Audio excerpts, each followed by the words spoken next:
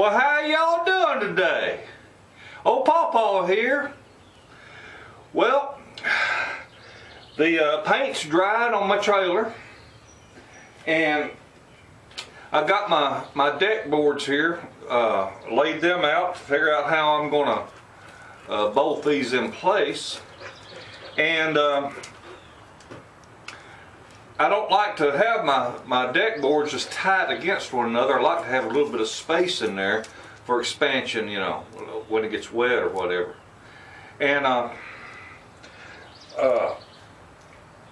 want to show you what I'm doing here as far as how I'm going to space these boards out. Now, on the trailer itself, you got these bolts. You got these bolts here sticking up through the frame, you know, where this thing is bolted together, because it's not just a welded trailer. Although I did weld it so it might not vibrate apart. But what I have decided to do is I'm just going to run my deck boards to the bolt heads. I'm not going to go on top of them, because I am going to have sideboards, and I'll have a 2x4, you know, vertical, and then either 1/2 inch or 3/4, something or another will drop down on the inside, and then that will set above this red rail. So we'll probably have a little gap there where we can set bolt head, but they ain't gonna hurt a thing in the world. I'd rather have a little gap above a solid area than a big gap like say that out in the middle of the trailer, okay? Well, the first thing I did is I measured left and right, and then the center and all that, and I found my exact center on this trailer, because even though they call it a 4-footer, when these cross members are 4 foot and then you put that C channel on there, that extends it out a little ways. So what I did is I found my center point right there. Pardon the shaking. I found my center point. I laid all my deck boards out here, and I pushed them left and right. And I had some of these cedar strips that left over from a project, so I just broke them up, stuck them down in there, and exactly 8 of them fit in that slot. Well, I've got 8 boards, which means I'm going to have 7 slots here, or 7 gaps in 8 boards. So I'm going to start, normally I would start dead center, because I know that's my perfect reference point, and I'd lay me a spacer right there, and I'd bolt that board right in place. But because I'm wanting to go to the bolt heads, I'm going to work from the outside in. And whenever I bolt, let's say, this board in place, then I'm going to put a spacer right here, bolt that board, put a spacer, bolt that board, put a spacer, bolt that board. Well, no, I will hold off on that one. I'll go to this side over here, and I'll bolt that one, put a spacer, bolt, and put a spacer, and then we'll see what kind of gap we've got right here. And I might adjust these 2 boards to make it a little bit smaller gap, because it should look like the width of 2 of those spacers. Okay? Well, all I'm going to do is I'm going to drill a hole and put some bolts in here, and I'll show you a little bit of that, but I'm not going to bore you to tears with it.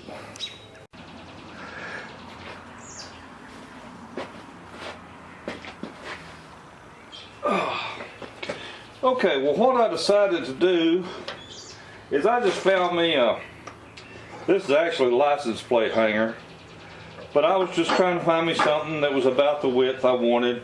I'd rather use something like this than a measuring tape, because this way you stay consistent.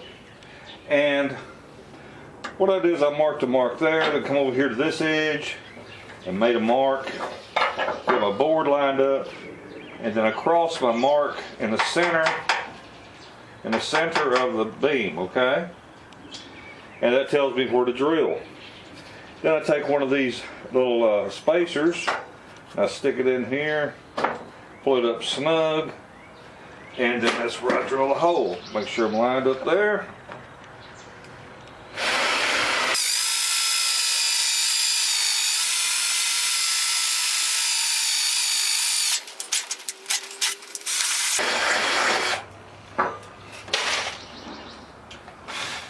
And I'm using carriage bolts because I like the way they look.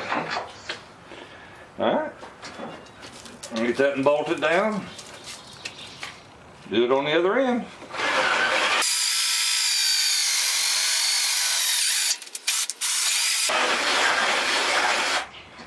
And I gotta tell you, I'm pleased with these little old drills. A lot of people cuss them and don't like them, but I don't see the first thing wrong with them myself. They're not a big Ryobi, but hellfire, they're only $10 a piece. What do you expect? Well, the drill and the light with the battery is 20 bucks and the charger.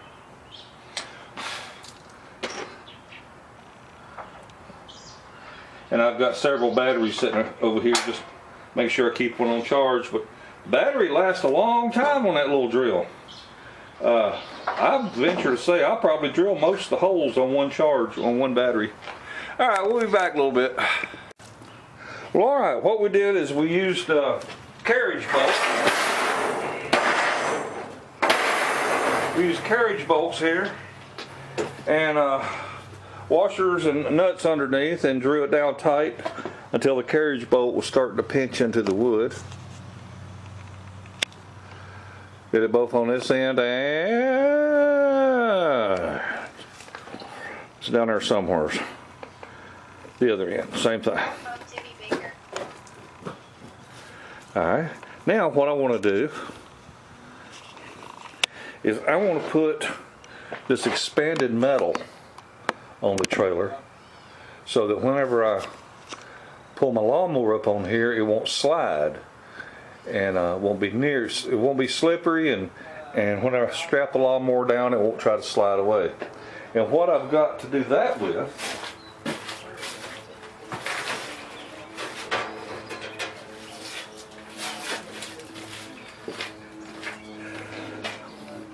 is some self-tapping screws with a washer head on them, but I also picked up some washers for 1/4-inch bolts. So this ought to hold down that metal. So I'll put that in place and we'll be back. Well, all right, we got our anti-slip tracks on here, just made out of expanded metal. I really like the way it laid down. And now then, when I pull the lawnmower up there, she won't be slipping and sliding like she would just on plain wood.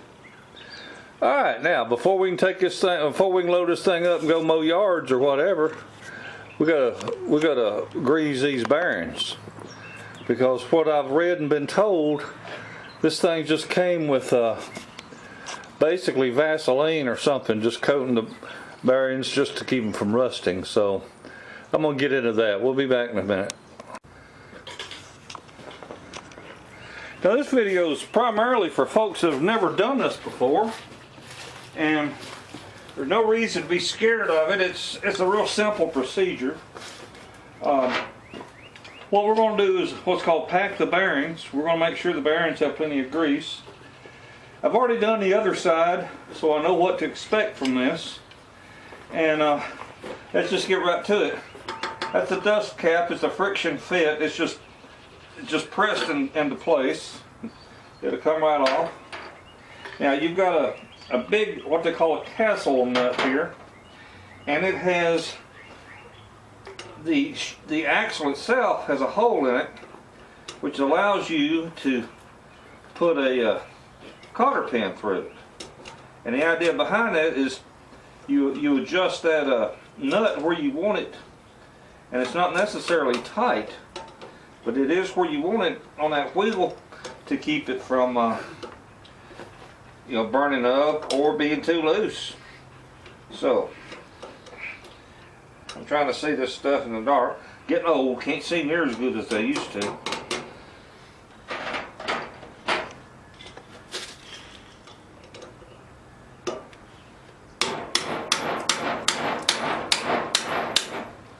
There we go, just pull that cotter pin out.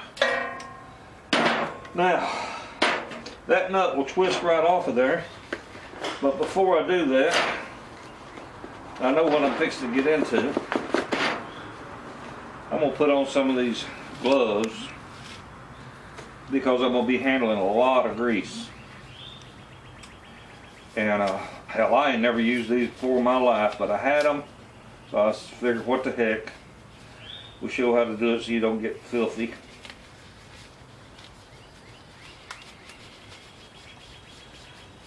Alright. So we want to get that nut off of there. Even though this is a brand new trailer, we're doing this because they don't necessarily ship these with enough grease. And I've heard a lot of horror stories about guys burning up their bearings and their axle going down the highway on a brand new trailer. And basically, when I pulled that other one over there, it looked like just like it has a Vaseline on it, like it's just protected enough to keep it from rusting, coming from China.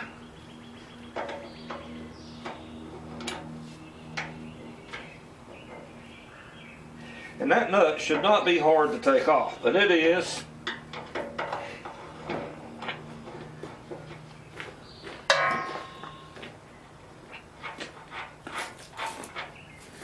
Okay. Now I've got a washer and a bearing in here.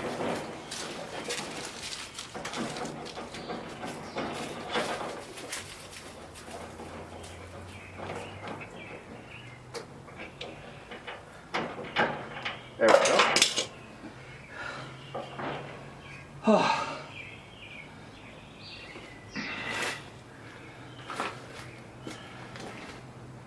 All right.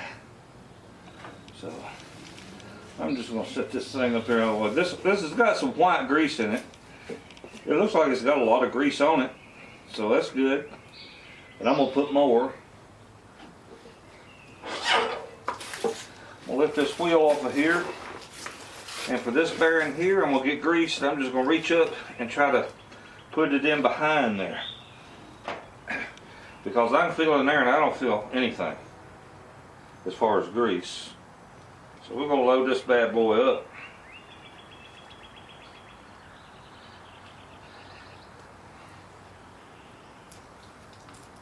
This is just basic wheel bearing grease, nothing fancy.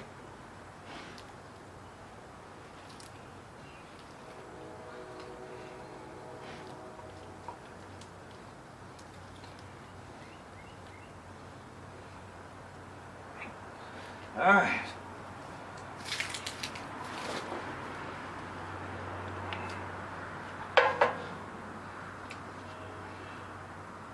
Now I want to make sure this bearing gets enough grease.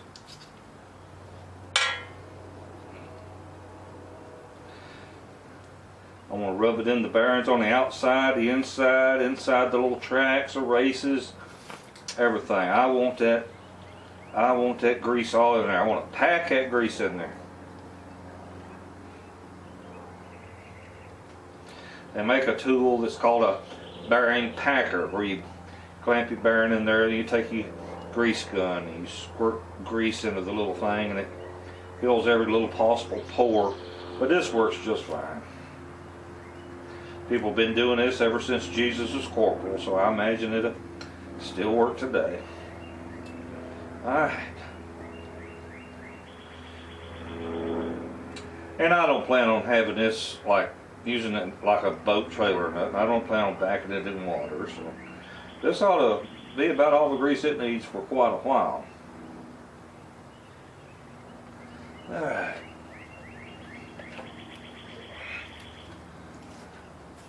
Good thing I can pause the camera and edit my video.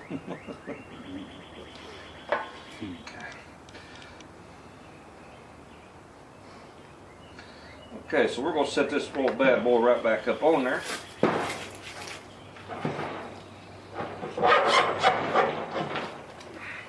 like that.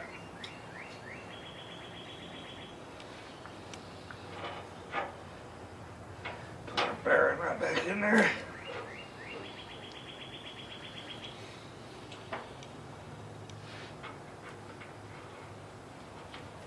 Put our castle nut on.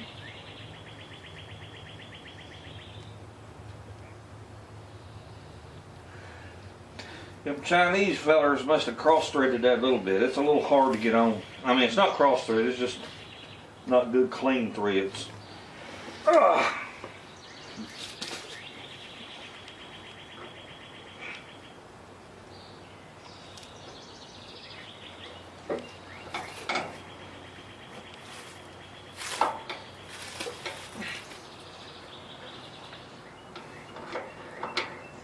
And you may be saying, well, how tight is right?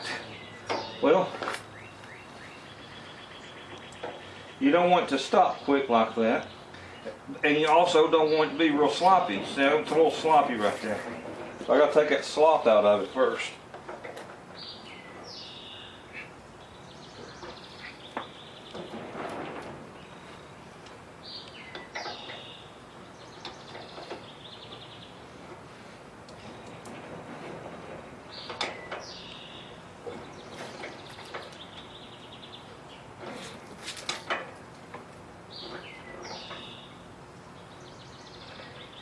Okay, right there it's not giving.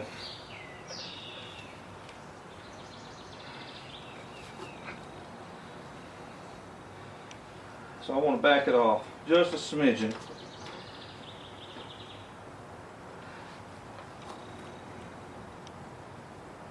I just want to back it off and make sure that I don't have any slop right there. Maybe just barely any movement. So I'm going to stop right there and call that good. And now then, put my cotter pin in there is going to want a little bit more looseness or a little more tightness.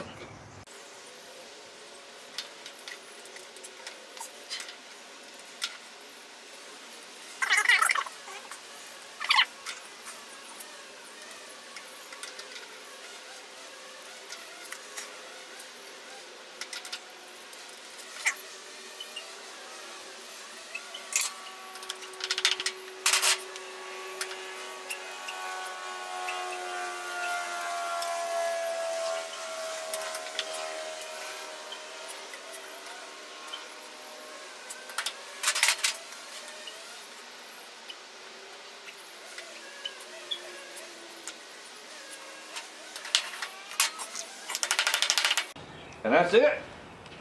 All right.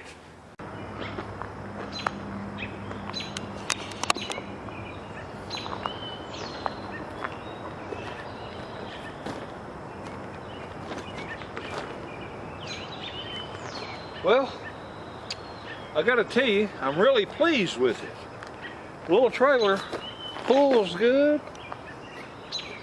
I put that expanded metal there on the wood. Give me good traction. I unpinned it there at the front one time. Folded the trailer up and loaded myself by driving up onto the trailer. Driving up onto it, then it's setting down. The only problem is, when you get my big 350-pound ass sitting right here, I'm still behind the pivot point. So I mean, I drove this dadgum lawnmower almost to the very end of the trailer up there. And as you see, I don't have any sideboards on it yet. Nothing to stop me from going right off the end. But it was a little bit, I don't want to say scary, but it sure got my attention. I don't think you could have drove a straight pin up my butt with a sledgehammer. But anyhow, I got that set of aluminum ramps over there. Let me just get them out and show to you.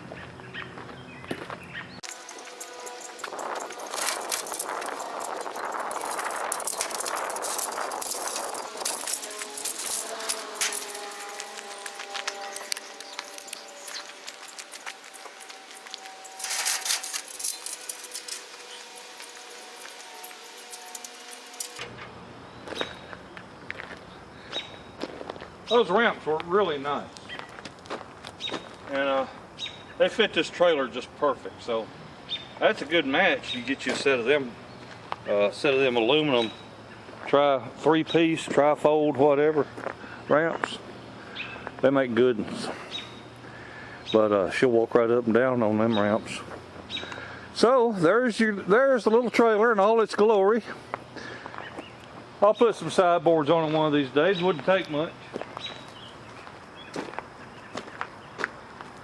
You know what I say every day about this time. Y'all have a wonderful day and a better tomorrow. Bye.